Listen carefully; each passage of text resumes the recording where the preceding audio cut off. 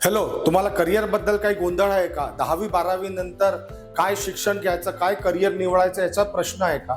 TV9 Marathi घेऊन येत आहे एज्युकेशन एक्सपो 2026 9 आणि 10 मे शनिवार आणि रविवार central park hotel Apte road डेक्कनच्या याच्यामध्ये सकाळी 11 ते संध्याकाळी 6. त्याच्यामध्ये एस्ट्यूट अकॅडमीचा एक स्टॉल आहे.